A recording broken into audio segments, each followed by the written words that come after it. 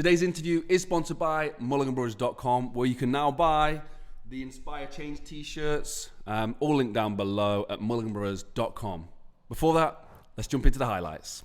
I think kind of the things that scare me more than those dangerous kind of things are just, you know, like living a stagnant life or living a boring life. Like boredom and mediocrity scare me way more than climbing Everest or being shot at. And I think like I'd hate to just get to the age of like 80 or 90 years old or 100 and just turn back and just think that I've wasted time. One of the big things that I think that people are anxious about is fear of the unknown and thinking, is this it? Is this all I've got? Is this what I'm doing with my life? If you're lucky enough to be that introspective and thinking about yourself and your life, because most people are too busy with the minutiae of everyday life that they don't give tomorrow and the next week and the next month a second thought. It's quite deep, this, but effectively, if you're in that position to think about the future, then you're one of the minority, and then if you're able to think about the future and shape it, then you're in the top 1, 2, 3% of people on Earth. And that is quite a powerful place to be.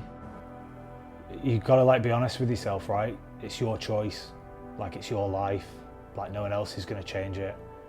So you've got to make that decision. Time is more valuable than money.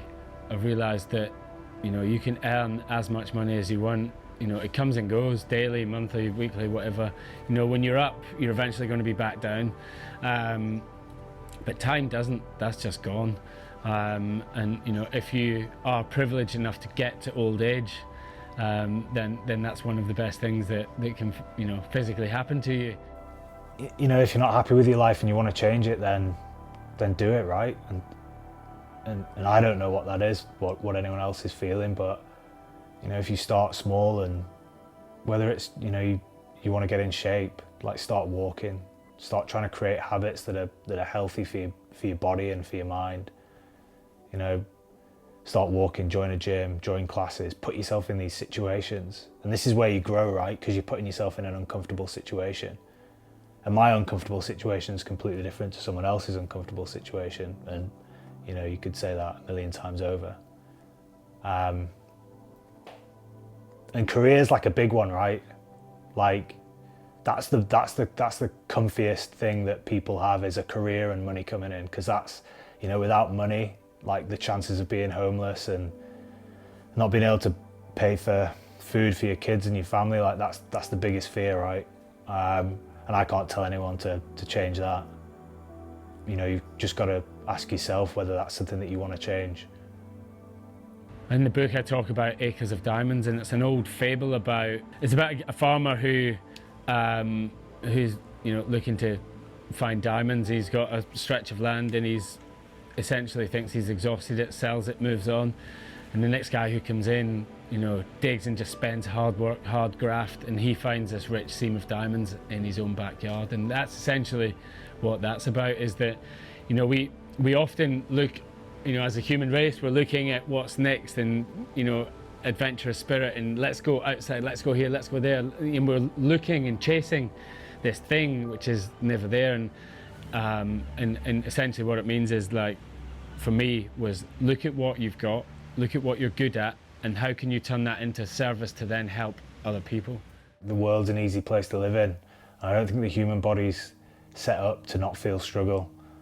You know, we've struggled all our life, right? And if you think the reason why we're all sat in these buildings and eating good food is because we struggled in the past, and that struggle has generated systems and put things in place, and now we've built supermarkets and cars, but that all came from struggle.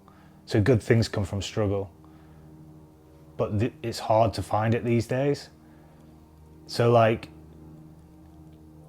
you know, it goes back to what I was saying before. It's like struggle could just be going for a run, or struggle could be reading a book, or, you know, just doing something difficult. Like when I was that shy kid, like struggle for me was just having a conversation with someone. But like the more I do it, the better I become. And it's about, you know, if you can look back when in 10 years and just go like, fuck, I never used to be able to have a conversation with someone. Now I can walk into a room and speak to everyone openly and confidently. Like, that's what you get from struggle, right? One of the biggest things that I see from military people when they leave is that they struggle because they don't have purpose and passion anymore. When you're in the military, you have purpose and passion, and I would say 90% of people in the military, certainly speaking from in the Marines, have this passion and fire in their belly. Then they leave and then that's gone, and it's a very slippery slope. Like, you're standing on top of a sandpit there, and about to end up going, falling down into it and not being able to get your way back out of it because of passion and purpose. And like I said earlier about, if the why isn't big enough, then you don't have the drive, you won't get out of bed in the morning. And that's why when I go to schools and I speak to kids and they're like, I want to be a YouTuber, I want to be famous, I want to be an influencer. And you dig down, you're like, why do you want that? And they don't know. What are you going to talk about? You can't just be on YouTube, like sat in your bedroom with someone pointing a camera at you. Like, what are you going to talk about? So for me, it's about finding that passion, and whatever your thing is. There's a niche for people who measure screws, on or nails, like there's a bit for everyone. But you have to know what that passion is. You have to, or you have to know what that thing is that you want to be interested in. And I think, for me, I've always had a passion for adventure and an adventurous life, and it's always led me to make decisions based on that. So yeah, I think you're right. People probably would do better by finding what actually floats their boat, not just they want to be famous for whatever reason. Listen to yourself before you listen to anyone else. And I'm not going to go into the story because it's not for this, but yeah, I learned the hard way in a certain experience where I listened to someone else and something went wrong, when I knew what I should have been doing and I should have listened to myself. And you know yourself, the outcome, or what you want the outcome to be. So yeah, just listening to yourself a little bit more. Control the controllables. It's a simple thing. Is you can't control all of these other things, and often what's worse is you're making your judgments and opinions on other people's opinions, which is other people's judgments, which is just mental. Never compare your inside to someone else's outside, because everyone's different. So I think one of the biggest things people can do is just to not worry about anyone else. Control what you have in your dominion, which is your thoughts, and get outside and exercise. It's amazing what that does for you. Even if you've never done it in your life before, get outside. Go for a walk, do 5 meters today, 10, 20, 100, 5 miles, 10 miles. You join a gym, you go out for a run, and you've got something to work for. If you start running, you can work up to a 5K, a 10K, a marathon. It's measurable. You've got goals that you can tick off. If you're going into a gym, you can start lifting heavy, and you've got a measurement, right, that you can go off, that you can see yourself getting better at something. Sport's the same. Like I surf, like I can feel myself every time I go surfing getting better and better and better, and that's a good feeling. And then you'll notice in other areas of your life that changes will happen, and whether it's confidence, or whether it's in the workplace, or whether it's in a relationship, or whether it's just your general happiness. Like, the more of these things that you do when you're developing yourself and getting better and better, everything changes. The main biggest thing that people can do is take action, because in a year's time you're going to wish you started today. If you enjoyed the project, guys, none of this is possible without your support at mulliganbrothers.com, and using that join button down below, you can buy the t-shirts that help support these projects.